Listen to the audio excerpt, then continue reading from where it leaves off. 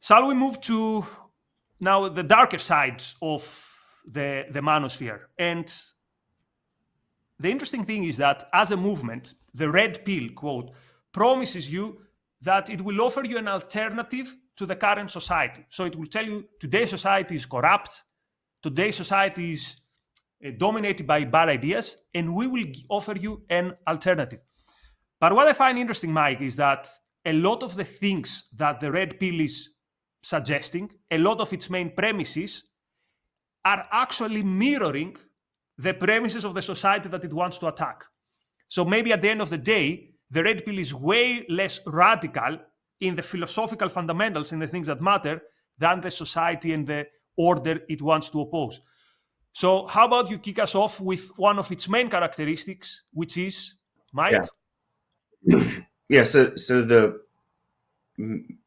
again, we have to keep in mind that a lot of what's going on is different things being packaged together just because they're addressing a common topic. So you get a lot of deterministic perspectives on human behavior from the manosphere, and that's very much in line with the mainstream. So just for example, Nikos, you were mentioning the hypergamy theory that's popular amongst the red pill type people, that women are all a certain way and they behave a certain way, and that's an inevitability. You can't do anything about it. What you can do is learn to exploit it or something like that. And at the same time, there'll be the same people. There's certain types of men, and the best you could do is sort of ape or copy a certain type of behavior. You can't actually, you're in one of these categories. That's how I say it's a very deterministic perspective.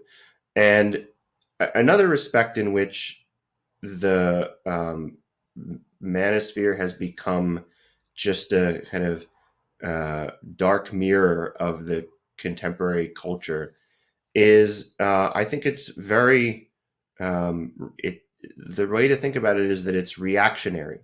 So it decries the sexual revolution and women's sexual liberation because it sees that as threatening. Women can make choices, so there's fewer options for the average guy. And the reaction to that amongst a lot of these people is to advocate there's a Christian manosphere, there's a tradcon movement where what they want to do is go back to the time when women didn't really have careers, they were at home, barefoot and pregnant type. And there's women that are advocating this too, unfortunately. But that is all just taking the mainstream and reacting to it. It's not actually offering any kind of positive alternative. We're going to talk at one point a little bit about the ways in which the manosphere is just a mirror image of feminism. So you get a lot of the bad elements of feminism.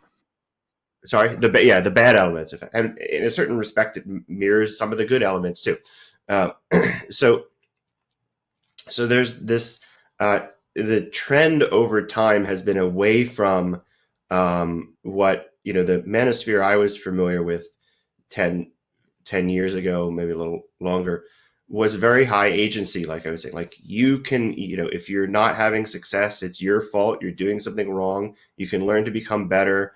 It was, some of the advice was very bad, but it was at least telling you take these steps and you'll become a better person all around, or you'll become at least better in this respect of being able to get a date.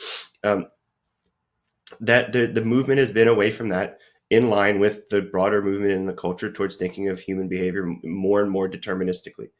And that is a recipe for disaster. If you are 20 years old and you're worried that you can't get a date and you have no idea what to do, to be told that in major respects there's nothing you can do, that's why there's men going their own ways. That's why there's 20-year-old kids complaining about how women cheat and everything, and they've never even had a girlfriend. Like, why are you saying these things? It's because they've absorbed this kind of deterministic perspective on themselves.